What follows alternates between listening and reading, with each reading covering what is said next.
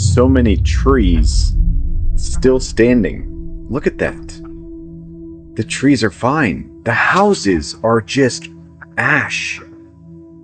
Very, very strange, very suspicious. I've never seen anything like this. This house was hit twice by the same tornado about 8 minutes apart on Monday. This was an EF1 tornado that went through Hazel Crest in southern Cook County. Monday, it was July 27. It developed just east of Tinley Park. It went into Hazel Crest, and then it did this 4-mile loop up toward Harvey and back into Hazel Crest, then eventually through Homewood, ending in Glenwood. So how did this happen? Right as the tornado developed, there was this huge surge of straight-line winds picking up through Orland Park into Tinley Park. That increase of straight-line winds just south of where the tornado was, that pushes the tornado farther to the north before pulling it back around to the south and eventually southeast. So it's kind of like if you're running with your dog on a leash, and then the dog tries to go off the sidewalk and go off on its own, but you keep sprinting, and then you're pulling the dog back with you. This also weakened the tornado drastically as it came back around, but there was a point near 169th Street and Anthony Avenue in Hazel Crest that got hit twice at about 12:51 p.m. and again at 12:59 p.m. on Monday, July 27th. These two small stone heads were at the center of years of paranormal activity. In 1971, brothers Colin and Leslie dug up a pair of small stone heads in their garden in Hexham, England. Soon after they brought them inside their house, strange things began happening. The family claimed the heads moved on their own and bottles were violently thrown across rooms. Their next-door neighbors reported that they saw a half-man, half-goat figure leaving their house. Once word hit the newspapers, several archaeologists examined and tested the heads. While the heads were in the possession of Anne Ross, an expert in Celtic artifacts, she and her daughter both reported seeing werewolves inside their house. Anne claimed that one night, she woke up to see a part man, part wolf figure leaving her room, which she followed downstairs until it disappeared near the kitchen. Days later, her daughter Bernice reported seeing a large werewolf-like figure on the stairs that leapt over the banister and vanished. Years later, a man claimed he made the heads himself in the 1950s, but when asked to replicate the heads using the same methods, his new set of heads were nowhere near the quality or look of the original set. After circulating among various experts for study, the heads wound up disappearing. Their current whereabouts remain completely unknown, and their origins were never confirmed. What do you think? Were the Hexham heads tied to something ancient and paranormal, or did belief alone give them their power? Apple just spent $1.5 billion on a company that can read words that you never said out loud. It's called QAI, and here's what it actually does. It reads whispered and silent speech. Its patent describes picking up the tiny muscle movements in your face to work out the words you're only mouthing. That same filing says that it can guess your emotions, your heart rate, your breathing, all based off of your face. And the guy who founded it built the tech that became Face ID, so this isn't just some random buy. Apple already owns the camera that's pointed at you all day. Now, they own the part that reads what your face is doing when you think nobody's watching. George Orwell had a word for getting caught with having the wrong look on your face. It was called face crime, but he didn't imagine it would ship on a phone.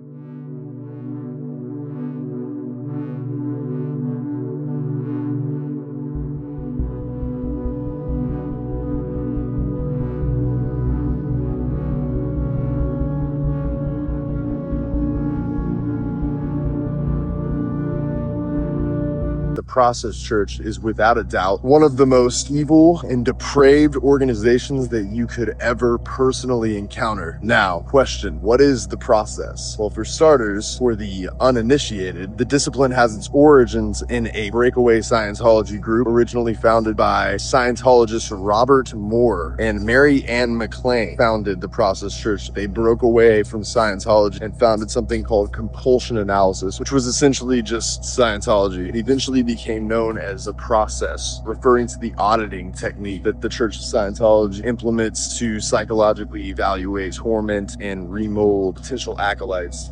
Now, understand, this is the cult that Charles Manson was involved in. This is a missing piece to the puzzle for a lot of people who are uninformed about this. It explains why Mr. Manson was always hanging out with the Beach Boys and why he ended up targeting high-level Hollywood talent for planned sacrifices to allegedly start a race war. Interesting symbols that the process likes to employ. Speaking of race wars, now understand that this is a very active and very dangerous cult with connections at the highest and lowest levels of the entertainment industry, law enforcement, elected officials, military, and intelligence networks. You'll also be sure to find the process crossing paths with motorcycle gangs, specifically Shriner Freemasons, and many Latter-day Saints. And seeing as how the original Process Church, now known as Best Friends Animal Society, actually became re-headquartered by Marianne McLean to Kanab, Utah, the Mormon connection should come as no surprise. I wish I was making this up, but I'm not. There's a startup, it's called Bexorg, right? Bexorg, what a sinister name. This organization, this startup, it's taking disembodied brains from donors, right? Donors. It's not the people who are being lobotomized, the people I've been talking about in my previous videos, but it's taking these brains and it's, they're trying to restore cognitive functions in the brains. What is this? This is sci-fi stuff, right? They're taking these brains and they're trying to restore, and supposedly it's for neurodegenerative diseases. There's supposed to be breakthroughs in that. This is like groundbreaking for them. This fall, Bill Cosby returns to television with something new.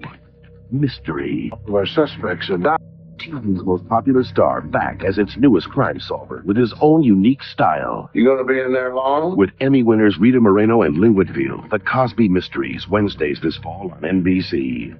This is the one that might explain everything. UFOs, the pyramids, underground cities, lost civilizations. What if these are all pieces of the same puzzle? It's called the breakaway civilization theory, and it proposes that our civilization might not be the first. Nearly 13,000 years ago, Earth entered the Younger Dryas, a period of sudden and dramatic climate upheaval. Some researchers connect this to the event of the Great Flood, remembered in ancient traditions around the world. According to the theory, this catastrophe destroyed an advanced civilization that may have existed before the last ice age. It wiped almost everything off the map and forced humanity into a reset. But the theory also suggests that not everyone started over in the Stone Age, and that a small group of people escaped underground beneath the oceans or into isolated regions of the planet, carrying their science and technology with them. And while survivors on the surface were rebuilding civilization over thousands of years, this hidden society never stopped developing or advancing. And millennia later, its technology could be so far beyond our own that we would mistake it for something alien. Think of all the cases that people have reported of human-looking UFO occupants, strange ancient symbols reported during modern encounters, and why the phenomena seems to have monitored and perhaps influenced humanity throughout recorded history. Maybe whoever these beings aren't visiting Earth. Maybe they're actually from here. Now, you might think this is impossible. How could a small group of people survive an ancient cataclysm, disappear from the surface, and keep advancing unseen for thousands of years? Where's the evidence? Well, what if contact with this advanced ancient civilization has already happened in modern times, and has created its own new breakaway civilization from our own? Think about the stories surrounding things like Operation High Jump, Roswell, and Eisenhower's alleged meeting with human-looking beings in the 1950s. What if these were the moments when modern governments discovered or established contact with this ancient civilization that disappeared? And remember when former HUD Assistant Secretary Catherine Austin Fitts recently claimed that roughly $21 trillion was secretly siphoned from the economy to help fund an enormous hidden infrastructure? Saying that there are possibly dozens and dozens of secret underground and undersea facilities connected by advanced transportation systems and operated by a clandestine group with technology that far exceeds what the public knows to exist. Now, perhaps those facilities are meant for continuity of government in case of a disaster, but what if contact with this first breakaway civilization revealed something else, that another global catastrophe is coming? And just like 13,000 years ago, a small group could be preparing to disappear underground to save themselves, while the rest of us are left behind again. Now let's move on to the Collins family. The Collins family is rarely spoken of, as they are higher up in positions of power than the Rothschild and the Rockefeller. Their level of satanic practice and rituals run deep. So deep, in fact, that there will be little to share concerning them. It's said that Tom Collins defected and gave his life to Yeshua and was actively telling the world about the satanic secret of his family. He was down in a grocery store parking lot and has been used as an example by the Illuminati to anyone else who dares utter a word. Okay, another installment of the Patent Truth. Someone just alerted me to this one, and it's wonderful, so I have to read it. The title is Walking Through Walls Training System. All right, let's see what's going on here. It's filed 2004, and it is very short abstract, so we'll go into the background, but It reads, this invention is a training system which enables a human being to acquire sufficient hyperspace energy in order to pull the body out of dimension so that the person can walk through solid objects such as wooden doors. That's funny, they pick a door. A wall seems like you pick a wall, not a door, but okay. So the classification is kind of interesting. Teaching not covered by other main groups of this subclass. Walk exercises without moving parts. Timers, rhythm indicators, or pacing apparatus using electric or electronic means. Because we're electric, I think. That's just my speculation. Okay, so the background of the invention. A human being is a hyperspace energy being living in a physical container or body that is comprised of 67% water. The high percentage of water makes this invention possible. Oh, interesting. Okay, because our plasma state of water, right, too? Okay, so referring to figure 1, the hyperspace energy being receives energy from our dimension through 7 vortices that run the length of the body. Okay, so check out the 7 vortices. Those are the chakras, right? Come on. Okay, yeah, so they run the length of the body. Each vortex connects to a separate hyperspace dimension having its own particular frequency. This arrangement allows for the development of 7 modular energy components corresponding to the mind, spiritual eye, voice, body, abdomen, plasma energy ball, battery, and ground connection. Okay, well, this is wonderful. Whoever sent this to me, thank you so much. I've really enjoyed reading it, but we'll have to check out this last image here. So there's this one, and that is like, you know, we got the chakras and then we're like a square. But then this last one's just like, this is from antiquity, just to give us a sense of, you know, maybe how long this has been going on. The fairy gene, the elven gene, the gene of the giants. These are all related. Yeah, these are all the royals. So there's like a vast variety of demons. And hybrids. Yes, there's a lot more at play here within these genes. And you have in there the gene of the Nephilim. It is a Game of Thrones. We need to understand that. A perfectly circular sinkhole shows up in Chile 3 years ago. Reports say it's a collapsed mine, 200 feet deep, which is shallow compared to the rabbit hole just north of this hole. For 2,500 years, the Nazca Desert has been hiding these things. I had to make a part 2 because I did not realize, after breaking down the first one, the magnitude of what I was actually looking at. So if you haven't seen this first part, go now because it's about to get really weird. I'm trying not to exaggerate or put my spin on this, but these are just the raw facts. These are in the desert. They look random, but they're not. That line connects the axis, the center of 20 of these things, through a valley. There are 100 documented ones, and we know there are more. Many of these form a network in the desert that has lasted 2,500 years. Each glyph is hundreds of meters long. The lines connecting them are kilometers long, creating a colossal network. That's weird enough.